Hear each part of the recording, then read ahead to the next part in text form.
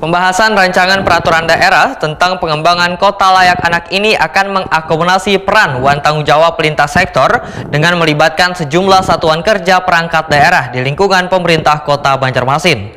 Dalam Raperda ini, pembangunan kota layak anak dibagi dalam sejumlah klaster yang akan menjadi tanggung jawab masing-masing instansi, diantaranya Dinas Kesehatan, Satuan Polisi Pamong Praja, dan Dinas Sosial Banjarmasin. Pembahasan rancangan peraturan daerah tentang pengembangan kota layak anak ini akan mengakomodasi peran wan tanggung jawab lintas sektor dengan melibatkan sejumlah satuan kerja perangkat daerah di lingkungan pemerintah Kota Banjarmasin.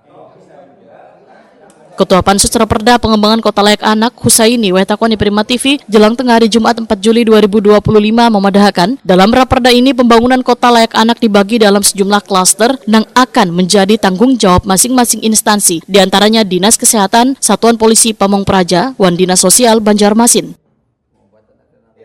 Politisi Partai Gerindra ini pun menyatakan Dinas Kesehatan akan memegang tanggung jawab dalam klaster layanan kesehatan anak mulai dari imunisasi, gizi, hingga layanan kesehatan ramah anak di puskesmas. Sedangkan Satpol PP dari penegakan aturan yang melibatkan anak-anak nang kaya larangan, eksploitasi anak wan razia tempat-tempat nang kada layak gasan kekanakan.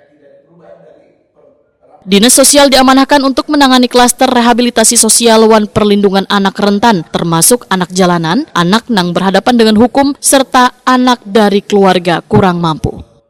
Ada di situ ada klaster-klaster bagian-bagian yang dimana tanggung jawabnya Dinas Kesehatan, tanggung jawabnya Usai ini memadahkan Raperda ini dirancang untuk memenuhi indikator-indikator kota layak anak sebagaimana tertuang dalam kebijakan nasional, yaitu hak sipil wan kebebasan, lingkungan keluarga wan pengasuhan alternatif, kesehatan wan kesejahteraan dasar, pendidikan wan kegiatan seni budaya, serta perlindungan khusus.